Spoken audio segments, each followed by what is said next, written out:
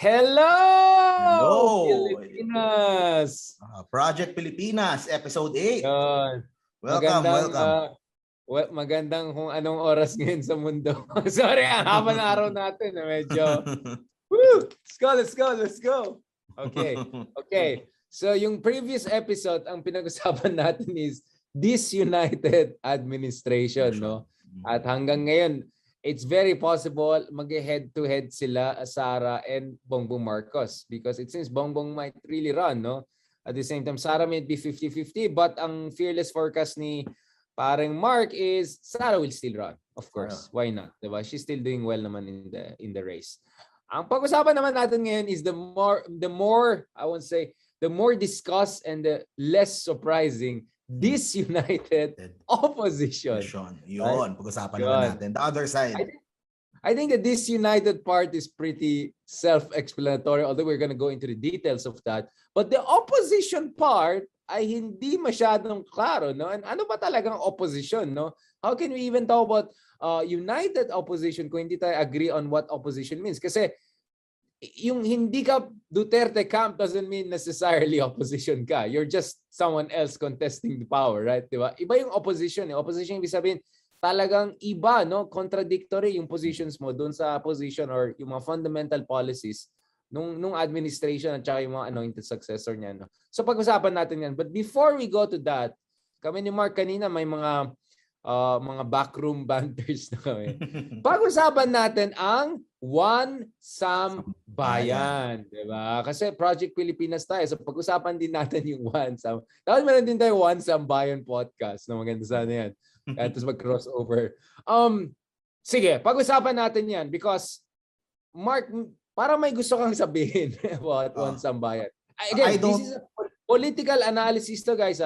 Walang personalan dito. We're purely being political here. We may not be saying what you want to hear, but we're just being political strategist analyst here, no? I don't like One Sambayan. So basically yun yung pino-point out ko. I've been vocal about that doon sa channel ko. I don't like One Sambayan. Hindi ko sila gusto. Not individually, not yung individually per person kasi per person naman maayos naman sila. They seem like good people, mga dignified. Medyo more than maayos. I think some would say they're very patriotic people and one of the greatest statesmen we have had, whether it's Foreign Secretary Del Rosario, who I think did a great job for the country as the Foreign Secretary, whether it's former Associate Justice Carpio, who many said is the best Supreme Court Chief Justice we never had. We know why he didn't become Chief Justice.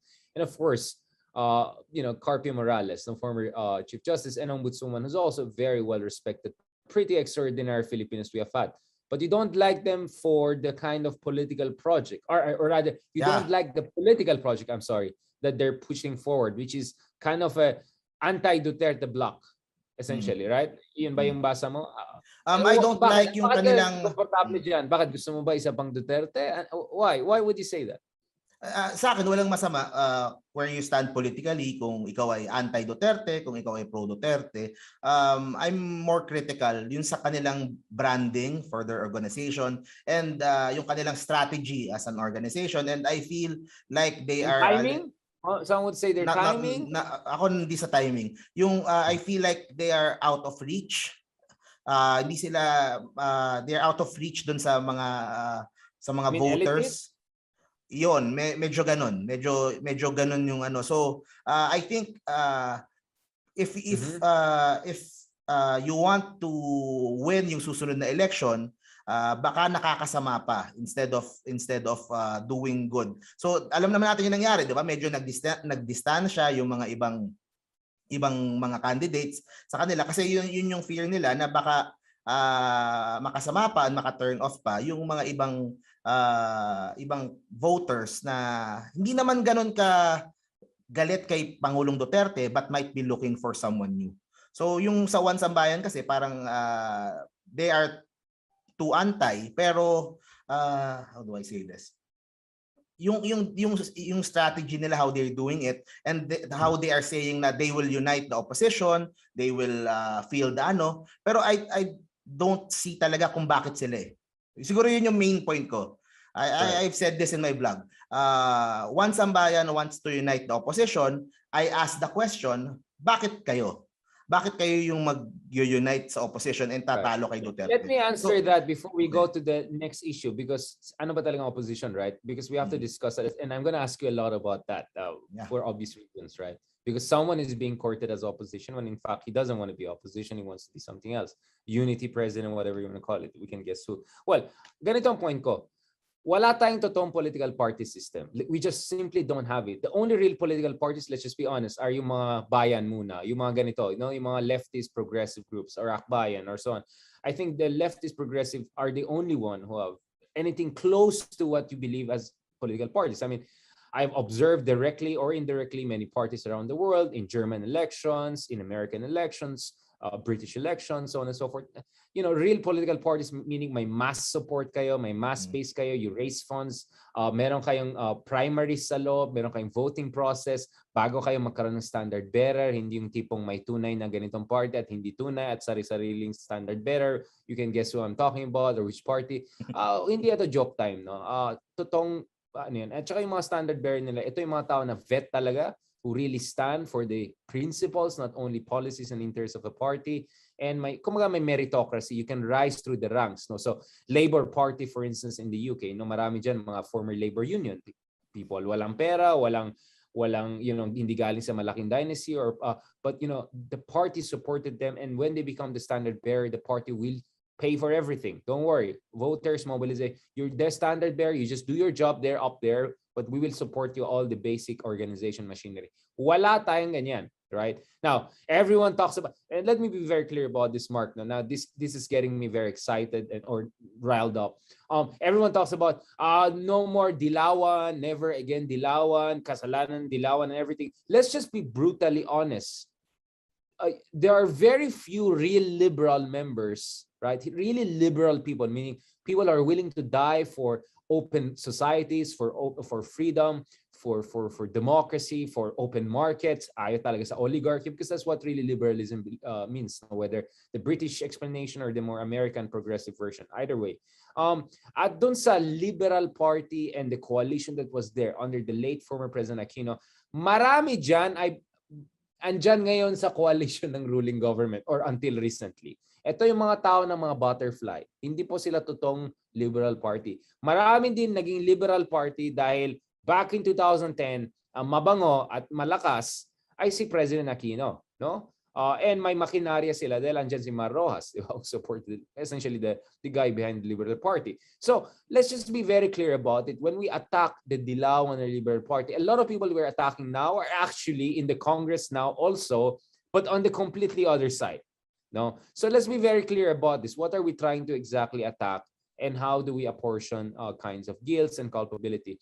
But that's also where the issue of One Sambayan comes in the picture. Ang sinasabi ng mga One Sambayan people is, there are no adults in the room, there's no real political party. Nasaan bang Liberal Party ngayon? Sino ba talagang in charge?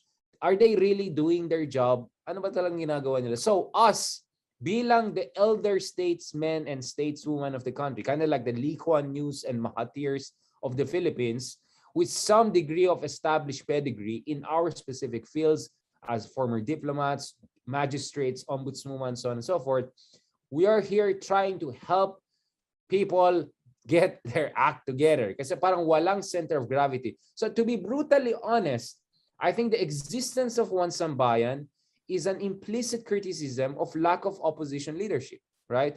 Sabi mo nga, why would they even assume to be the One Sambayan conveners if meron talaga tayong totoong opposition parties and leadership? And so indirectly, I don't think this is what they're saying, but indirectly, it also kind of reflects on Leni Robredo and other kinds of leaders. I mean, as I've always said, Mark, no, ang isang napaka-scandalous sa akin, quietly scandalous sa akin is, I never saw all of these liberal leaders under one roof, in one picture at least, no? De Lima, Leni Robredo, Maria Ressa, I mean, name it, right? All of Sereno. Why are they not together? They should be hand in hand together. Wala. May kanya-kanyang ano yata yung iba, di ba? Yung isa may book tour na, yung isa may ganito. You know what I'm saying? Like, so One Sambayan wanted to fill in that vacuum, that gap. And this is where, Mark, my argument comes in. I think the timing is also problematic. Yeah. It is too close to the elections for them to have a real impact, right? At the same time, honestly, it's also too. It's both too early and too late. This is the problem I have on Sambayan. No, I mean, my sense is realistically, you have to look at the next 5 to 10 years to really rebuild the entire liberalism brand in the Philippines. Pinag-usapan nga natin in the previous episode, no, the episode I think on Leni, no, was it episode 4 or 5, where we honestly discussed this issue na ang laki ng problema ng liberal brand sa Pilipinas. I don't think you can resolve that 6 months or 8 months before elections, right? I think now talaga there should be some deep thinking happening among liberals. At the same time, there has to be grassroots movement on the ground, and influencer, celebrities, Chris Aquino types, whoever, right? They have to come together and help. Yung mga ABS-CBN artista dyan na woke, they should help. They should come in. And I think that's where One Sambayan should be part of a broader coalition effort. But now it's like One Sambayan and then we don't know what the hell is happening. And this, I think, brings us, again, please go ahead and try to, contradict me, no problem. But I'm just trying to explain the rationale behind One Sambayan. They're trying to fill in a gap that is perhaps too big for anyone. And this gap has been created after decades and decades of trapo politics. Na hindi inayos yung mga problema from Marcos dictatorship years, may mga problema na lumala pa. At ang daming trapo dyan ay nakikiliberal noon, nung mabango ang liberal, ngayon biglang ibang partido na sila, or who knows, PDP Laban. I mean, PDP Laban went from 3 members in the Congress to 300 after Duterte 1. I mean, that tells you a lot. Siguro marami dyan. I mean, sino ba si Belmonte, di ba? Nag-sign pa ng parang friendship, blah, blah, blah, blah. Di ba, dilawan, ano dapat yun? I mean, let's just be brutally honest. The problem here is not the Liberal Party per se. The problem here is trapo politics, right? And unfortunately, trapo politics affect every president we have. So we need the real party. We really need the real party system. Can Sambayan fill in the gap? I don't know, but they're trying. They're trying. But Mark, let's go to this issue. Please, I mean, you can also, of course, go back to the issue. But speaking of the opposition, ano ba talagang opposition? Because people are saying, why not an Isko Leni, an Isko Pacquiao, whatever? Like, Isko is being seen not only as an alternative to Sara and potentially Bongbong Marcos, but as the antithesis or antidote to Dutertismo or a return of the Marcoses. Ikaw bilang isang, okay, let's just be honest about it, as someone who supports, Yorme, no, or at least believes in his policies and his vision for the country. No? Ano sa tingin mo? Anong take mo dyan? Naiirita ka ba? Or kayo, mga Yorme people, are you irritated by this and why? Okay. So sagutin ko yung kung bakit what's wrong with the opposition, One Sambayan Liberal, then I'll go straight kung why I think Isko Moreno is not opposition. So, not opposition. Not opposition. So, yun. So, punta tayo doon. Mark Gambo knows his stuff. Okay. Manila stuff. That's how I view it. Of course, syempre, from iba-ibang pananaw tayo. That's how I view Mayor Isko. So, Manila politics. So, as someone who's on the ground and knows Manila politics and somehow knows the mayor, you just believe he's not really an opposition guy. Okay, I'm just making that clear. Right? Yeah. Okay, let's go. I'll explain that after nung una kong point. So yung una kong point, I have no problem dun sa, I believe yung intention ng One Sambayan. There are good people dun sa One Sambayan and a lot of their issues I agree with, yung mga West Philippine Sea, and so maraming issues sila na I agree naman. Ang main problem ko is yung execution. Ang main problem ko is yung strategy. My biggest problem is the opposition always plays into the narrative na ginagawa ng admin, and they could sometimes act. Can you specify what is this narrative again? What are the elitists, blah blah? Yun, the elitists, the dilawan, oligarch, and puro na lang paninira sa gobyerno ginagawa. Lahat ng all the DDS, what do you call that? Lahat ng mga linyahan nung mga The script, lahat ng mga script ng mga Duterte supporters, the opposition always plays into that, and I don't feel like they did a good job of fighting back.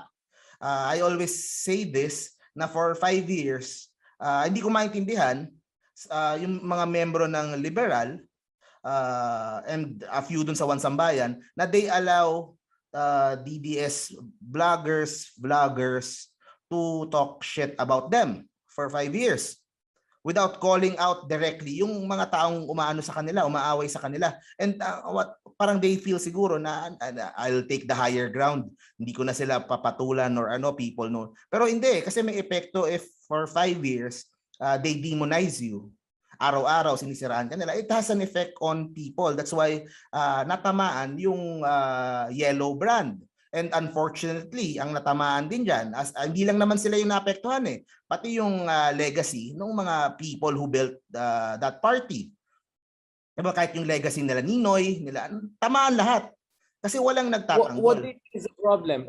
Is it wala silang ready counter farms? Wala silang audacity? I mean, that's the issue din It's not even about farms Ako ay social media practitioner pero hindi ko na masyadong pinapansin yung comment section. It's about talking heads. Yung mga nakikipag-away. Yung tinan mo how sa kampo ni Isko for example, how we deal with ganyan. We deal with them straight. Si Isko Moreno sa kanyang Capital Report tinitira diretso si Banat Bay, pinaparinggan. Imagine that. Imagine that, a mayor ng capital city, nakikipag-away, tuloy lalo yung troll. Nagpaparinigan, humihirit doon sa isang YouTuber na tinitira siya. So yun ang part na nakulangan ako sa what we call opposition now. Kung if it's because lang na some would say na elitist, na they feel na we don't need na to go down to their level or masaya na ako sa echo chamber namin or whatever, pero that's where they're losing To get down and dirty. This is what you're saying. Be ready to get down and dirty. You're in politics, right? Yes. I mean, you cannot take the heat. Get out of the kitchen, right? I mean, that's what the point that Clinton was saying in 2013. Pag nasa politika ka, walang dito, walang maarte-maarte, di ba? You go all the way, walang yung mga pa-stop, wala yung I'm better than you, walang yung mga ganun, di ba? Walang hygiene dito na 100%. Face it head on. One example din, I'm sorry to bring this up, pero maganda pag-usapan din if may audience tayo na opposition. What the administration did or doing, example kay Jim Paredes, kay Mar Rojas. Let's start with Jim Paredes. Na hanggang ngayon they still use yung video na kumalat about kay Jim. Now which is a violation of his privacy and illegal actually. Yeah, pero Jim should take it head on. Na 'di ba? Harapin niya, ganyan, mahilig ako sa ganyan pakialam niyo. Or 'di ba? Own it. Yun ang kulang. I feel doon sa opposition. The same way kay Mar Rojas, for 5 years they've been hitting him hard. Hanggang ngayon lahat ng problema ng Pilipinas si Mar Rojas pa rin ang may kasalanan. Mark nag-yoga daw siya, 'di ba? Nag-yoga. Yun nga, pero he's the one in the position na labanan yung mga ganun sa kanya. Kasi may pera sila, may sila. Kumbaga, ano ba naman yung mag-hire ka ng ilang tao to defend your name or kasi nasisira and ang problema, roll up your sleeves. That's what you're saying. Roll up your sleeves. Ikaw mismo, try it out. Do some shadow boxing. Ang uso kasi sa yun, ang uso kasi PR team mo. Yun, wag puro PR na yun naman ang sinasabi ko before Uso kasi ngayon, since 2016 hanggang ngayon uso pa rin Yung real talk nga. That's what I'm trying to say. Na we are all flawed. Hindi tayo perfectong human beings, merong immorality, merong pero at the end of the day, ang gusto natin is maganda for the country, or ang gusto natin is ganitong policies or ganitong But as a human being, syempre may kanya-kanya din tayong weakness and kahinaan. So, yun yung problema ko with the opposition. And I said, yung mga Jim Paredes. Let me put it this way. The whole liberal opposition thing, we're preparing against a Binay. Right? Or some version of an ERAP. That was the whole point, right? Like, parang the idea is that the Philippine politics is a cycle between reformism, Ramos, Aquino, somehow Arroyo sometimes, and then essentially populism. ERAP, and then Duterte, right? And then in the middle, you'll have dictators or something like that. Like, that's the whole general theory worldview of I would say standard Filipino political analysis. Of course, I have some disagreements with that and everything like that. For me, it's a little bit more complicated than that because they feed off on each other. Nagkakaroon ng mga mutations yan na parang mga virus, no?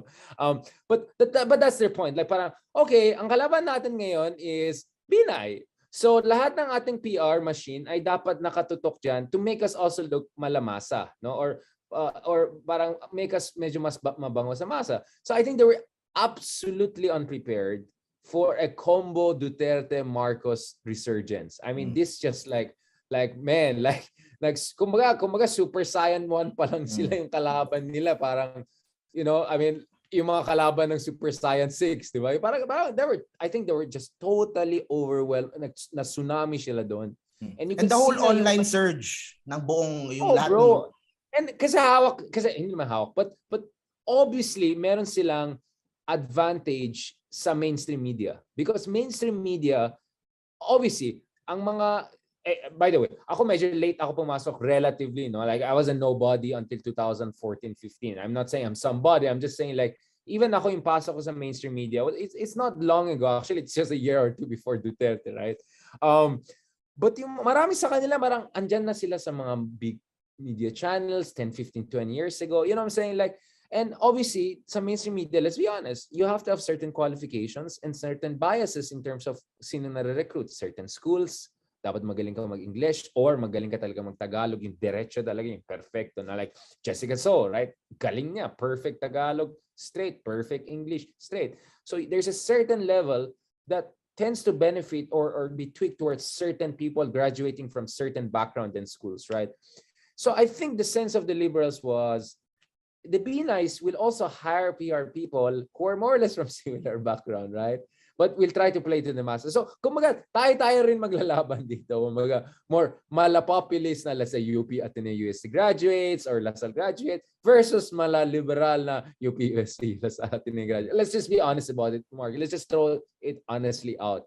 And I think this whole Marcos, especially Duterte, out of nowhere, Davao boys, provincial schools are really smart and really good now, very active. Marami mga influencer or outside Imperial Manila. Marami yung mga academics ngayon na very well cited na taga Davao and other cities na hindi Manila. Like, I think this was just parang alien invasion sa kanila. Parang, ano to? Parang technology niyo, bro. Hindi kami. So, kita mo, Marcos, shell shock talaga sila eh. So, I think one reason why ako medyo makapala mukha ako and like, I'm trying to adjust. I mean, you can accuse me of anything. I mean, I'm liberal, ideologically liberal, but of course, I was always critical of the liberal party of liberals in the Philippines, right? And the reason ako pumapatol kahit saan, almost like kahit TikTok pa, di ba?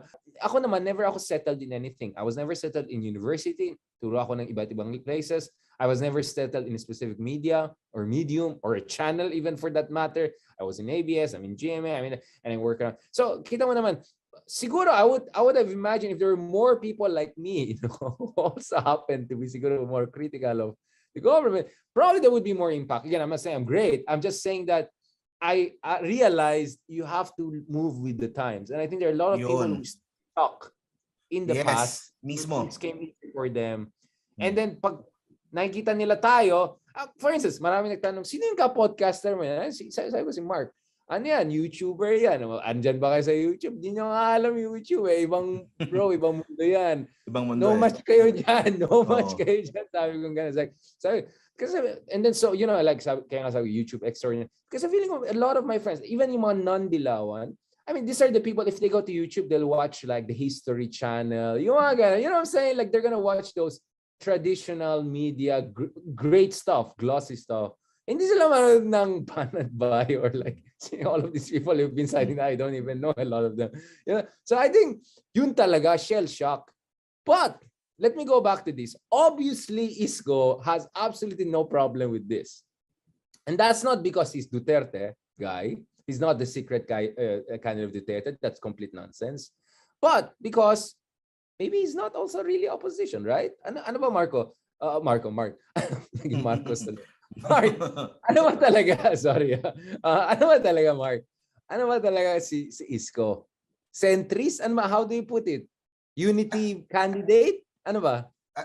ito personal ko kasi syempre iba-iba naman from of course. maski sa team ni Isko iba-iba. This is just I'm not from my so some people would paint Isko as Duterte's candidate or enabler, di ba? Some people naman would paint Isko as a hidden dilawan.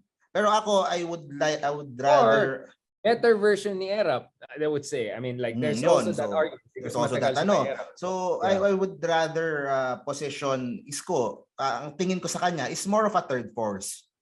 Is an third option.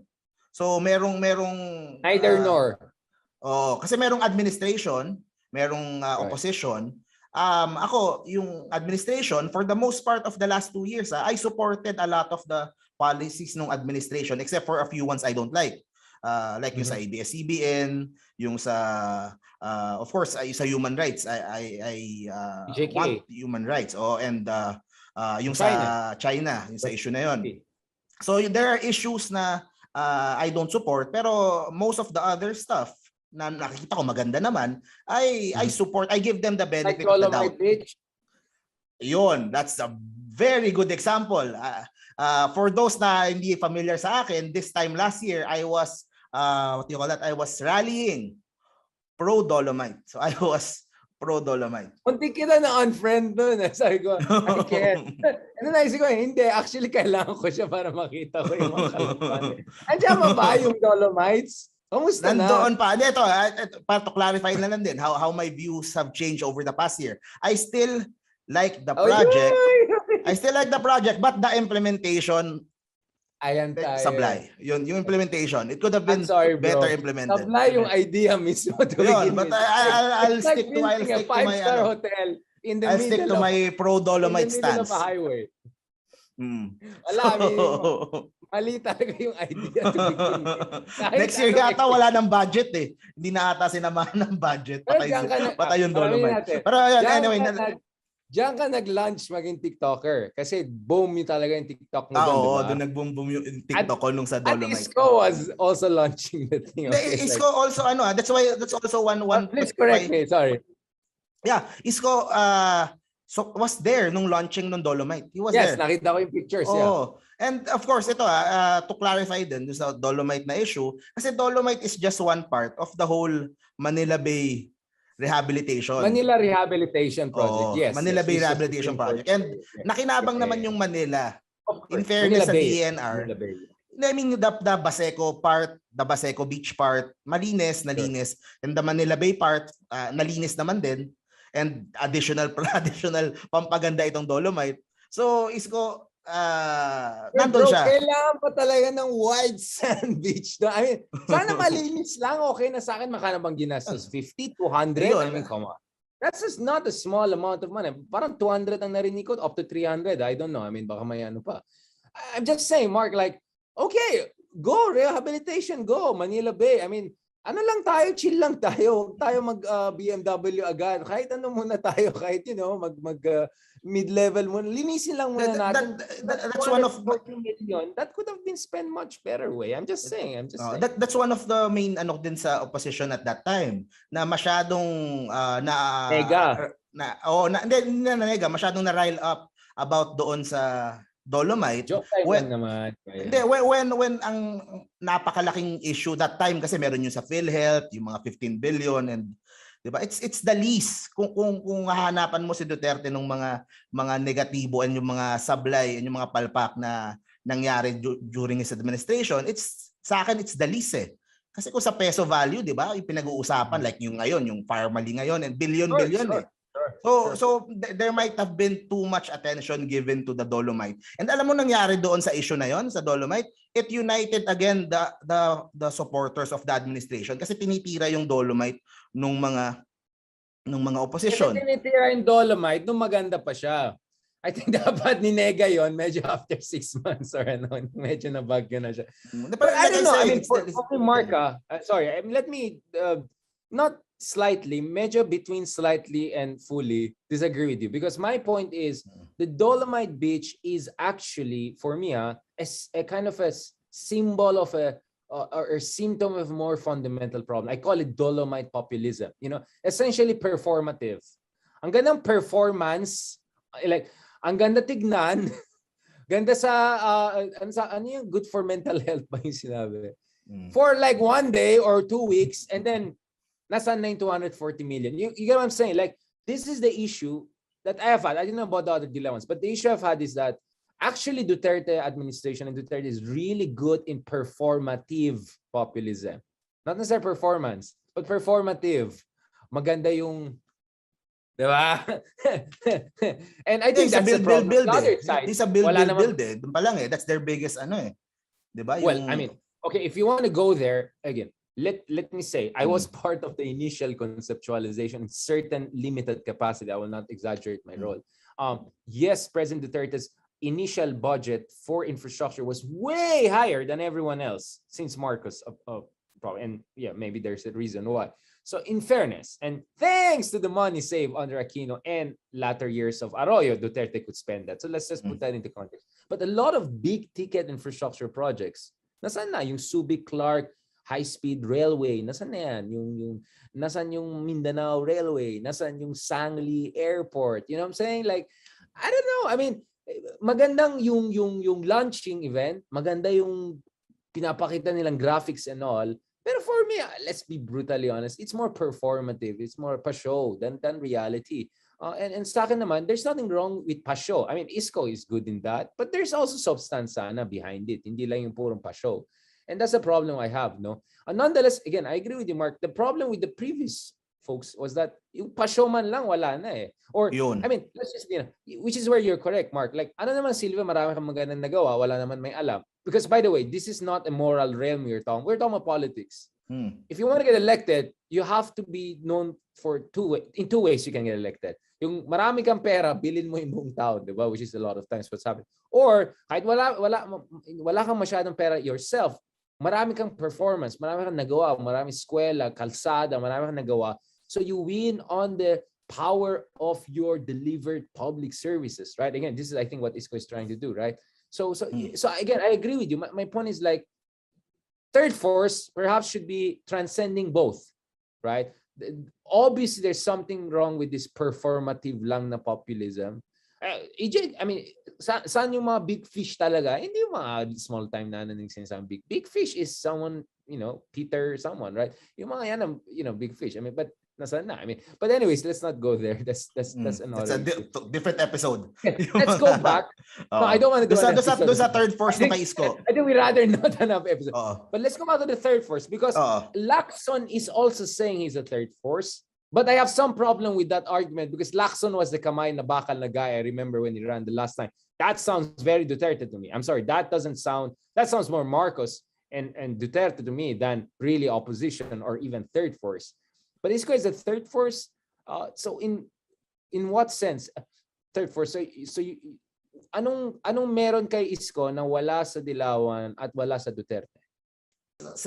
Pag yung kay Isko Moreno, what he offers are yung his own solutions, 'di ba? So everyone has solutions naman na, pero he doesn't play around too much doon sa mga current awayan na nangyayari. So not so much, hindi siya nagsasalita masyado about doon sa awayan between Aquinos and the Marcoses.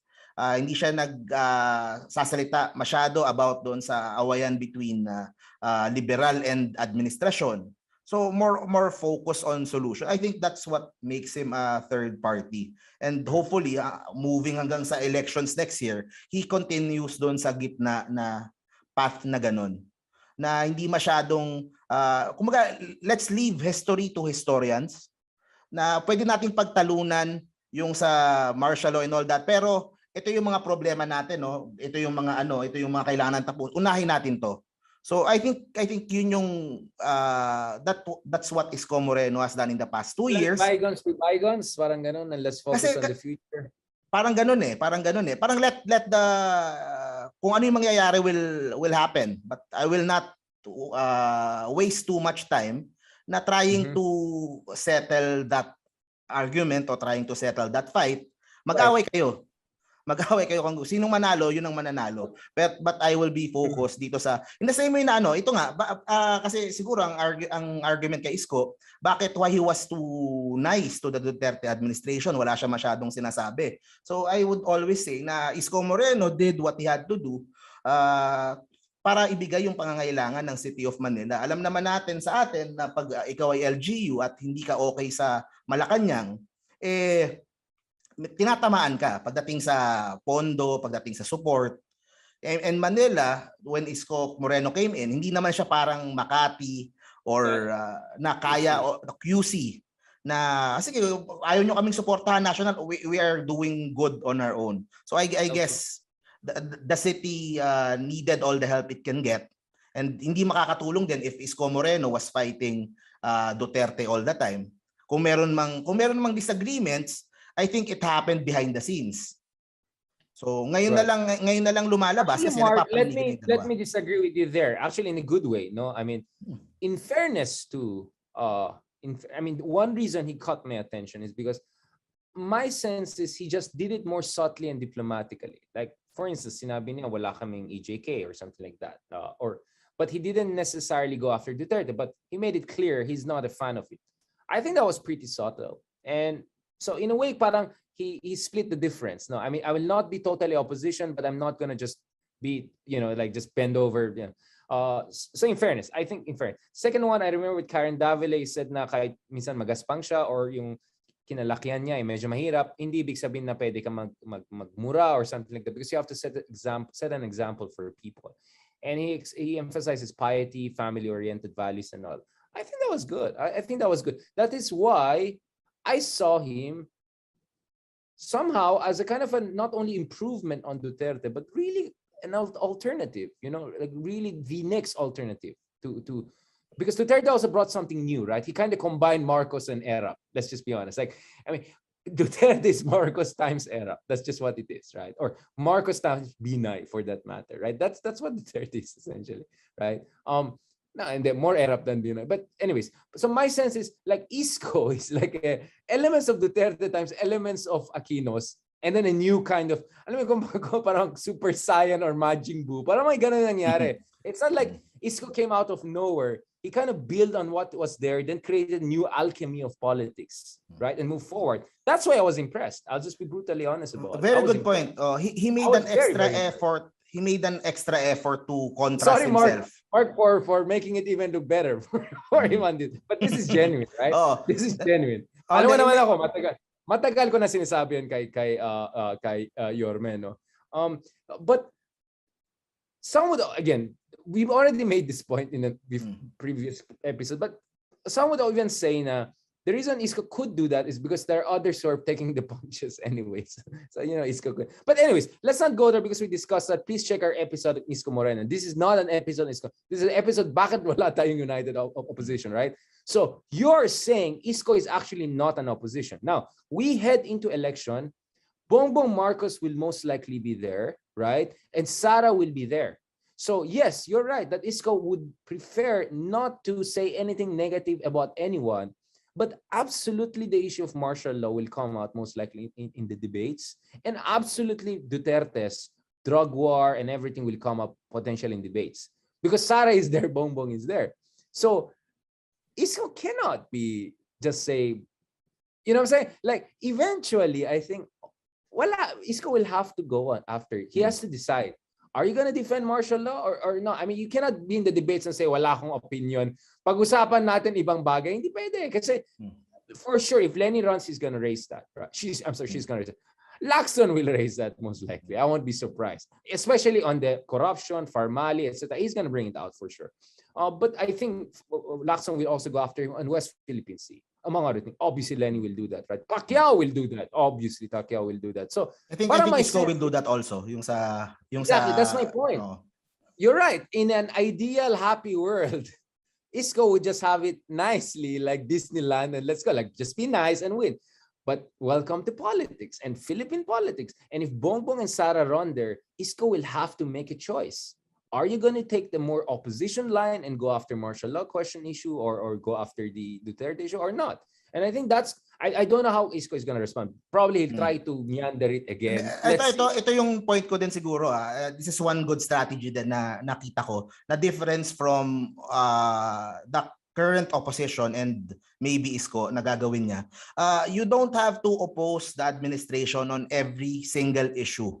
Absolutely, we agree. You only have to choose select issues na talagang would affect yung voter, that would move the needle. And majority kinda are iffy about it. So clearly, West Philippine Sea, West Philippine Sea is one. Yung Duterte friends who are actually critical of the China. Like, hindi ko talaga maintindihan yan si Tatay. That is one. Okay. Yung sa Farmalina, yung pandemic response is another one. The Duque. Yeah. So I'm not sure pa kung ano yung ibang issues that that's up to his debate team or yung kanyang strategy team. Surgical approach si Isko, parang you don't have to oppose everything. Kasi may matatamaan ka eh. Right. Politics is addition eh. If lahat ng bagay about Duterte or about Marcos pupunahin mo, you will call it wrong. There are some people who support that. Example nga yung like you said, yung build. If sasabihin mo na build was a complete failure, meron namang mga taong nakinabang diyan. Yes. Exactly. So especially sa provinces. Yeah. So I guess yun nga. Yeah. Yun yung tama yung point mo na surgical. You have to choose. You have to choose your battles na hindi lahat ng ginawa ay wrong or mali. Kasi meron naman talagang maganda nagawa. This sounds very, I'll just be brutally honest, very graceful. This sounds very graceful. I mean, if you look at what Graceful has been doing in the last 5 years as a senator, it sounds very graceful. It's like Graceful will go after Duterte on very specific issues here and there, but on other issues, maybe she's not showing the kind of fire that opposition was. You get what I'm saying? Like, sounds very graceful. That is why I was not surprised to hear that actually Isko's preference for VP is actually Graceful. And I know for a fact Graceful would not have been completely uncomfortable with that. That Graceful would be kind of okay with that. But it seems Tito Soto running is making. But anyways, Graceful is. But we must talk about Graceful because Graceful is also a de facto alternative, if not Z opposition, right? And ito yung problema. Okay, now let's get interesting, right? Mukhang maraming dilawan magalit sa akin. One big problem with the liberal opposition and all is that hindi pa rin sila naka-move on dun sa Marpo issue. Hanggang ngayon, hindi sila nag-move on. I mean, again, I don't want to sound pro-Graceful, but let me put it this way. In fairness to Graceful, she was among only 2, I think, persons na hindi nag-Duterte face ng 2019. You know what I'm saying? Like, she didn't join the Hokpung thing. Many other senators did. They're not being bashed. They're not being bashed. Like, the bashing Poe gets is like 10 times more the bashing that all of these others who just completely, like went to the other side get. You know what I'm saying? And then Nancy Bina is getting a lot of love, including from Dilawans nowadays. Like, oh, Nancy. Honestly, like Nancy is like, I mean, in fairness, like Nancy's rebranding is one of the best rebranding I've ever seen in any world. Forget about politics, like fashion, whatever. Like she has like, parang mga ecologically sustainable stuff sa office. Tapos yung meron siya mga hashtag be nice, yung mga ganun.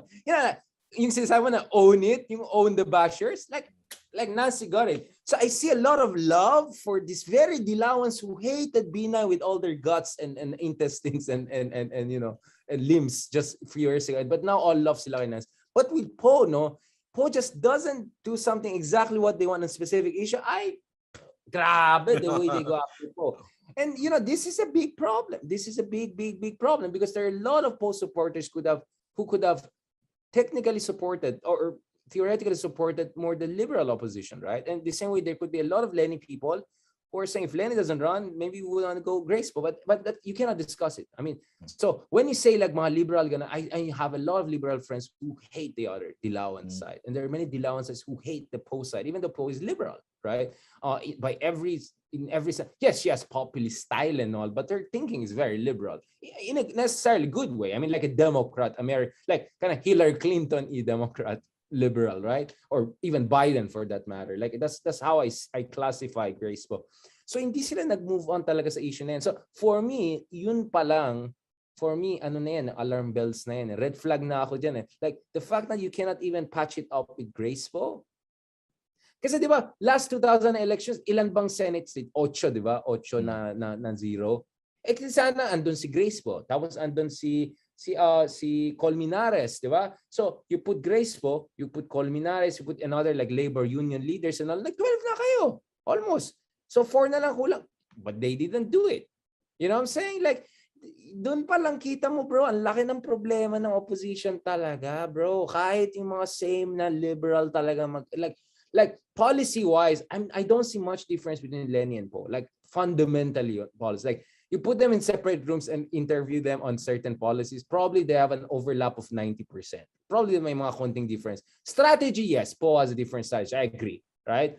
But on fundamental policy, they're exact. It's like away nila, I don't know, Nancy Pelosi and like Ocasio-Cortez. Pero at the end of the day, they're all Democrats and they hate the Republicans more than any differences they may have. You know what I'm saying? So parang ganun eh. But at least in the US, Nancy Pelosi works it out with Ocasio-Cortez, with Bernie Sanders. They work it out. They work it out. Biden works it out with Bernie Sanders. Even Hillary could work it out with Bernie. Wala tayong ganon. This is the problem we have here in the Philippines. I don't know ano yun, Mark. Ito ba yung kultura natin? Ito ba talaga itong mga tao naging leader natin? Is it about the support? I mean, I'm really struggling to get around this Po, Leni, this liberal, blue Po, whatever, this Dilao blue thing, this device. This is a big problem. And now we're paying they're paying the price for that. Well, our democracy is paying the price because if you don't have a functional opposition, kahit sino man presidente, parang, di ba? He can just ram his way through or she can ram his way through. That's the problem. Because you need a functional democracy to check it. So thanks, Marco, because I like this episode. It's giving me this chance to bring this issue out because no one wants to talk about it. And I don't know why. Like Grace Po, you cannot mention him to many people on one side. On one side, you cannot mention the Dilawan. Hanggang ngayon pala, no? Hindi ko masyadong ano eh. Saan sila nag-aaway sa Twitter? Yung citizenship issue pa lang and everything like that. Laki ng, kasi ang basa ng Po people is, Po had a good chance of winning. Once nangyari itong Supreme Court issue, which they blame more on the Dilawan, even though I know they're like more pro-Binay people also there, but let's not go to the details. I know kasi all of these people involved, right? One of them was even a former colleague. But anyway, but that's not the point. But for some reason, for the post, talagang the Dilawans were the one they saw behind it. Like, parang the more people would never accept me as real, the candidate of Pinoy. So, they'll try to bring. So parang ganon, hindi ko alam. You should hear from them. But my limited reading, from my limited interaction reading, is that parang ganon, na mas bine-blame nila ang mga Dilawan for what happened to Po. Because the moment there were issues about her citizenship and everything, parang the momentum of donors was gone. And hindi ba tinanggal pa siya momentarily dun sa ballot? So parang, I think I don't know again, but my sense is a part of Po thinks, what if, right? I mean, what if that she would have become the next president? And let's be honest, kung saan si Isko ngayon, andun si Po noon. Probably even better position, right? I mean, Po was really the hottest commodity in third quarter of 2005. Let's not forget about it. As Binay went down, it was not Mars surging. It was not even Duterte surging that much. It was really Grace Po. I mean, let's just be brutal. In fact, until I think March, number 2 pa rin si Grace Po. So bro, malalim eh. Kasi parang ang argument dito is the Mar people blame Grace Po for their loss. Because, well, Mar got more votes, had a chance. If they consolidated behind Po was actually palatable to a lot of Binay and Duterte supporters. And factually, that's actually correct to a certain degree because Po was the number 2 preference of many people who were in the Binay camp, who were in the Miriam camp potentially, who were in the Duterte camp. Because yun nga, just like Isko, no, there was something about Po that appealed to many people. Because I think we cannot discuss Isko in 2022 elections if we don't discuss Grace Po in 2016 elections, because there are some very serious similarities there, right? But also, the Grace Po situation is also the roots of a lot of the fault lines we see. Now, again, I'm not taking sides here. What I'm saying is this schism is a serious issue. And the fact that 5 years na hindi pa rin natin naka-move on either side, from what I understand, that never bode well for a united opposition, right?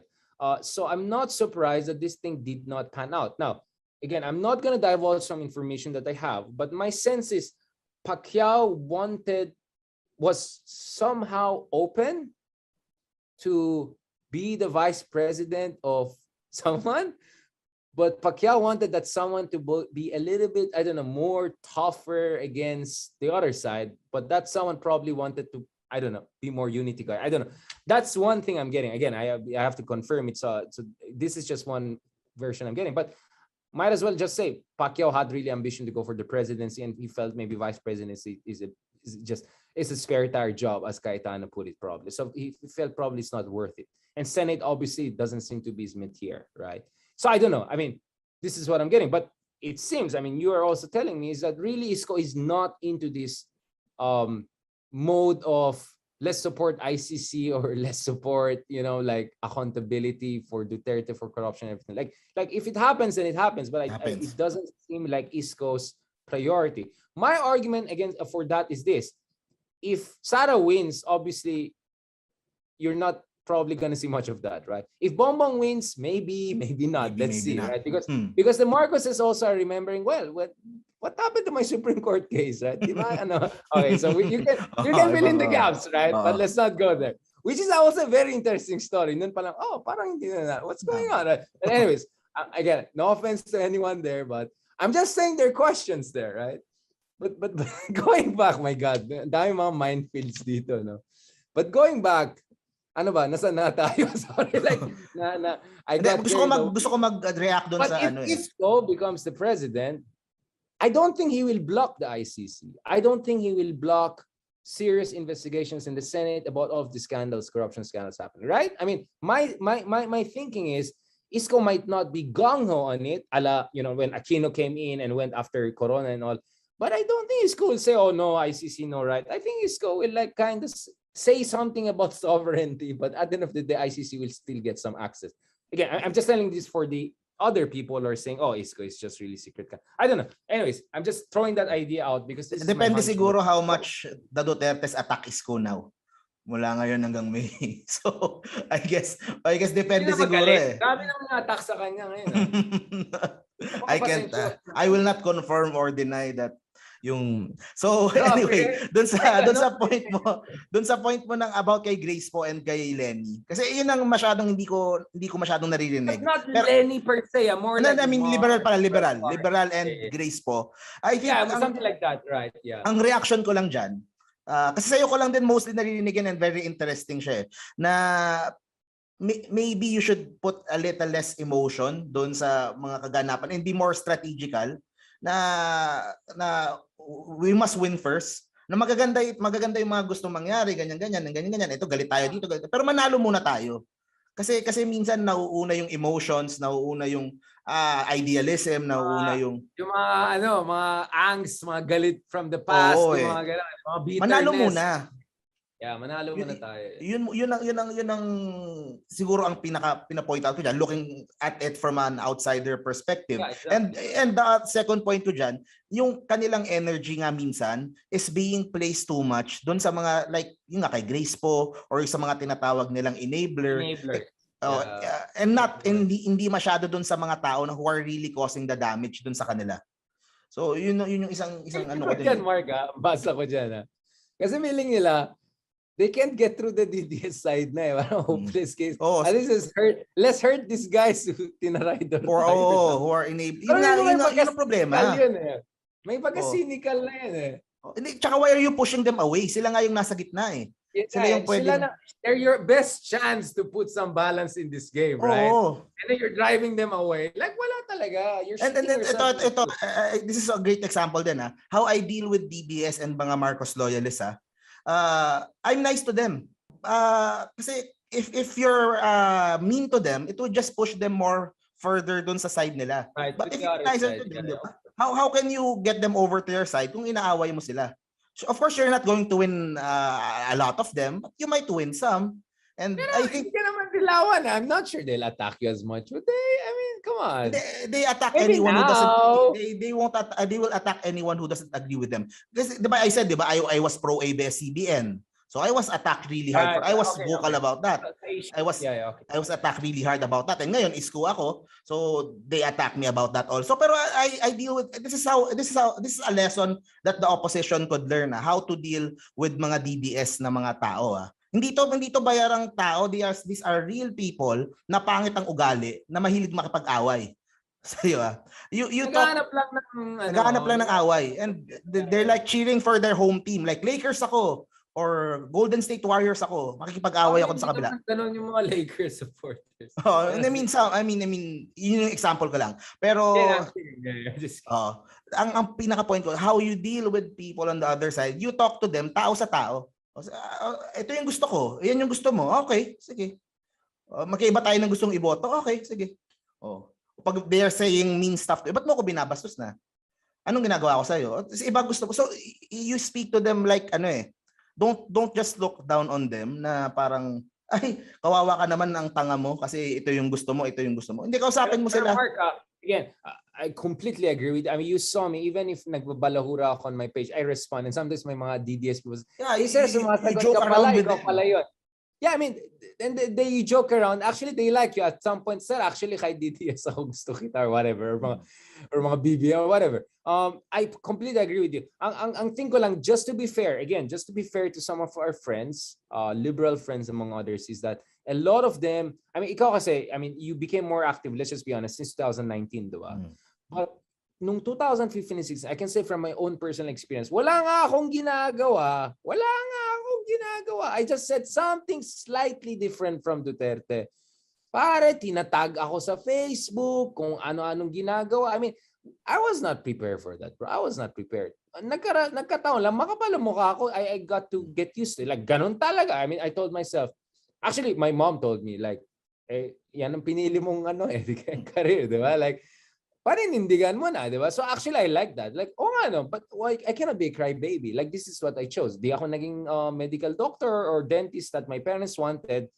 Itong pinili ko. So, paninindigan ko na to, di ba? Parang ganun lang. I just accepted what this is what it is. But a lot of people are, hindi naman, like, sino ka pa? Parang to attack me. Do you know? Like, okay, I'm not gonna name this. Like, my book was published, blah, blah, blah. That I had 1 million, like, so like, it's like, oh my goodness, let's not go. Like, these people are not gonna read Paris Review, okay? It's like, and it doesn't make them any less person than you. It's just that they're not. That's just their not thing, right? So don't come off like that. Na parang, ay, kung alam mo ba, nasa Tatler magazine ako, ganun. Like, so parang, so parang feeling ko that psychological transition was very hard for a lot of people to make, and a lot of them, bro, they just got scared. Got scared. It's like, we came to social media to be nice and discuss and all of that. They cannot take all of this hate and everything like that. Kasi strategy ng is to be mean. That's deliberate. That's to take out the weak ones. To scare you from speaking. And hanggang ngayon, takot pa rin yung mga tao magsalita. Marami pa rin takot magsalita. So makikita mo, their strategy is working. Pero yun nga, ganun talaga. You have to adjust. Yun ang point ko. Yung strategy ng 2016 will not work ngayon kasi ngayon mas social media . So you need to win the battles. It's not everything, pero it's a huge part ng kailangan mo to win. Sabi nga ng Pulse Asia si Ronald Doms na I think radio and social media are same level na in terms of influence and campaign. So the trajectory is really good for social media world or anything like that. I don't know, parang ang akin lang, I mean, I realize like there are other people saying, Richard, parang hindi naman nagiging, but parang pinapachip mo yung sarili mo or something like that, bye. Pero ako naman, parang thinking was like, I'm just showing my kalog side, my, my human side, right? I'm real talk, sabi mo, di ba? Real talk. I mean, why not? I mean, I can do the professorial whatever, but, there are different audiences. You communicate similar ideas differently. And in my case, I'm learning a lot. I'm learning a lot from our podcast, from our chismisan, from our discussion and all. So, in that sense, I'm a liberal. You see, I'm open-minded. I'm tolerant. I appreciate diversity, right? I accept my mga tao will never agree with me. It's just they'll never, like my Lola, will never agree on me on certain things. But on ABS-CBN, she'll agree with me because she loves ABS-CBN. Right? So, by the way, feeling ko sigurado babalik ang ABS-CBN kung manalo si Isko. I mean, that's the common thing, right? I think any of them win, probably, I don't know, except Sara, siguro. No, you don't have to confirm. But my sense is, walang sasabihin si Isko, the Congress doesn't pass it. I mean, like, Isko doesn't have to say anything. Alam niyo na ang gagawin niyo dyan. Parang gano'n na lang. Like, Hindi ko alam. Hindi ko talaga alam. Pero Mark, kasi ako, pwedeng gawin campaign strategy yan. Yung mga supporters ng ABS-CBN, marami-rami dyan. Kasama dyan yung lola ko. I'm just saying, like, a lot of them are actually ex-Duterte voters. And then now we're saying, like yung sinasabi ko politics is addition Hindi mo pwedeng awayan lahat ng for the smallest things. 'Di ba? Na kumampi lang kay Duterte for this project or this aawayan mo na. Hindi pwede. So you need to win more you need to win more moderates to your side. Yes, but again, to add to that, Mark, you need to broaden, but you also need to deepen. Because kung broad ka pero hindi excited, yung parang love lang. I mean, let's be honest, that was the Escudero poll strategy, right? Love. Look at them. They never made any controversial statement in 2016 election. It's like love. At some point, people just gave up on that. No, we want someone who really stands for something. Duterte stood for something, maybe a crazy idea, but he stood for something, conviction. That's impressive. So, parang feeling ko, you have to balance, the breadth, wideness, yung breadth, no? But at the same time, my depth in dapat kasi you have to excite the base. You need people to fight for you then. Yeah. And at the end of the day, Mark, you just need to win more votes than everyone else because wala naman runoff. So, you don't even need to win the majority. If it's wide enough. Yung sinasabi ko kay Isko, ako at least on my end, hindi ko kailangan siraan si Pangulong Duterte or si Pangulong Marcos or so anyone for that matter for Isko to win. I just need to prove na he's better than the others. Yun lang. Exactly. I mean, this is a labanan ito ng basta just get more votes. But I mean, probably the next president could be also under 40%. I mean, you can still win it again, depending on how things happen. So, but I'm not ruling out the possibility of the next president actually getting the highest share ever. I think the highest share is Aquino so far. Sorry to say that, not Duterte. Aquino has the highest share. Duterte, not even 40%. Aquino, I think like 41, 42%. Who knows? Maybe the next president will get it. It's still an open game, like you said naman anyone who's playing ngayon as a chance of winning. Kasi we don't know what will happen. We don't know the attacks na dadalhin kay, 'di ba, the negative attacks kay Isko, kay BBM, kay Sara, kay Leni, kay Pacquiao. We don't know if they would survive yung wave of attacks that's coming. Kasi for sure asahan na nila. We don't know how the votes are counted eventually. Yun pa, isang factor pa yun. I mean, I think it's a factor we're not discussing enough, but I think we'll have to have a special episode on that because baka makasuhan tayo ng certain companies and all. We don't want to do that. That's not our job. But I think we have hindi naman tayo Tony Talks dito. So we're gonna do some research and some digging eventually, maybe later on as we get closer. Especially if I'm sure some candidates are gonna raise some issues about that. For sure, yan. Naisip ko why hindi tayo Tony Talks sabi mo, 'di ba? Pero why can't we be like Tony Talks? Kunin kaya natin lahat. We will. What I'm saying, I mean, like we like let's try kaya. We like the talks, not the other part. Let's try to get everyone then parang si Tony. Yeah. Ito biglaan lang guys. Tatry namin dito sa and everything. We want everyone. What I'm saying is that a journalist will fact check you or actually like look at also what I'm doing to you, Mark. Like, I push you on certain points. I don't allow you just to say your talking points. That's not journalism, right? That's not proper hosting. I mean, even Oprah will not allow you. I mean, just look at the interview of Oprah and like Prince, whatever, Harry, whatever, and Meghan, whatever. Like, she will push you. That's the job of any good journalist or even a decent host, right? So hindi tayo dito na figurein lang tayo and let the other side just to papogi or paganda, diba? That's what I'm saying. But of course, we want everyone to have a conversation. I mean, you could check my interviews. I've interviewed many people like Prime Minister Mahathir, Lorenzana, Trillanes, Carpio, whatever. I was arranging sana with President Duterte, nag-pandemic na. But President Arroyo, na-interview ko na, you can see all of that online. You can find them. See, what I do is respectful, right? But I kind of push them, but respectfully. Hindi yung mga babastusin mong journalist type. I don't like that. Yung pa-scoop, hindi ako ganun. You have to do it respectfully. But, kung talaga nagbobola or nagbo-bullshit yung sinasabi na, you respectfully kind of like, but sir, I think this is what, hindi yan totoo. You did politely, right? So neither yung ganon, nor yung ganon. I think there's a proper way, third, fourth way of doing that, which is what we hope to do in this podcast as we bring in guests later on, hopefully. And kaya nga, you guys need to keep on supporting us para naman makita nila na kung maraming comments and all, ay masaya pumunta dyan. Parang may audience din to mga dalawang na to. Otherwise, di ba, anong pake nila sa atin? So we hope to get many people. Hopefully we can get Heidelin Diaz, we can get, people from different fields, hindi lang politika, no? Kasi Project Pilipinas to, hindi Project Politika. So we want to get more people involved, hopefully in next discussions and all. Mark, so saan na tayo? So why do you think the Pacquiao Isko didn't work? What is your version? Maybe Pacquiao talaga wasn't really keen on being vice president talaga. Baka yun talaga ang gusto niya. Want to be vice? Oo.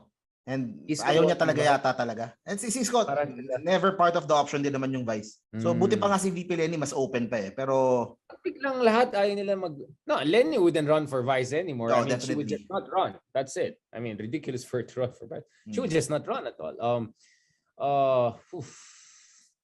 So in that sense, is it? Baka tumakbo lahat. Lahat ng apat. So let's talk about someone we're not talking about a lot. Lacson. What's up with that guy? Ako I always say this kay Senator Ping. Okay naman siya. Alam naman natin yung record niya. May mga magaganda siyang nagawa ano. Maybe hindi lang niya wala siyang pork barrel. That's a big thing in fairness. Yeah. Hindi niya natatranslate masyado sa social media. For the last masyado sa social media. Yeah, baka yun yung problema. Twitter siya pero parang nagba-block lang siya ng tao, nag-awala. Parang alam mo wala siyang I don't know how to say it. Wala siyang engagement strategy. It's more like walang engagement strategy. Yun. That could have been mas malaki sana si Senator Ping if merong maayos na social media strategy na before pa, hindi yung ngayong election na. Magaling naman siya magaling naman yung phraseologist niya. And then yun yung he has yung gusto ng tao ngayon na na kamay na bakal and may ganun siya eh. So he was siya yung before sumikat si Mayor Duterte, Digong, si Ping yung original. Pero yun nga, hindi natatranslate ng maayos to social media in the last 5 years or more. So sayang Senator Ping. So let's see kasi they're trying now. May mga kaibigan din ako dyan, social media dyan. So tingnan natin if they can do that. Pero I hear si Tito Soto is doing well. As I said, my sense is baka Rispo will not even run for VP because of it. I mean, Itbulaga is Itbulaga. Let's just be brutally honest about it. I mean, mahirap talunin yan, di ba? I mean, let's see if Tulfo runs too or whatever. But Itbulaga is Itbulaga, man. I mean, and Tito Soto is, he's a long-term statesman. I mean, you may not agree with him or not, but I think as a state president, he didn't do too bad. In terms of holding the House together, protecting the integrity of the Senate, difficult times during Trillanes, not because of Trillanes, but when they wanted to put Trillanes in jail for that whatever stuff Salvador Panelo was making up. But yeah, I mean, he has some leadership materials. Perhaps marami lang siyang bloopers, and then I mean, like he's not the most, I would say, eloquent guy in the town, right? But there is some leadership material for him that I think would make a VP race much easier for him than for Lacson, right? Parang and very engaging si Soto. Tsaka syempre lower stakes naman yung VP eh. So hindi ganoon ka, 'di ba? Hindi kasing bigat ng mga unless Tatay runs. I mean, not have the kind of immunity the president has, but still, I mean, vice president, sitting vice president, maybe it's not as easy to arrest that person by ICC or something. But let's see, yeah. But yun nga, I mean, we have to have an episode on the vice presidency because like no one cares, but actually it could be a big element. I mean, for heaven's sake, this is the second highest office. No one cares, right? It's insane, right?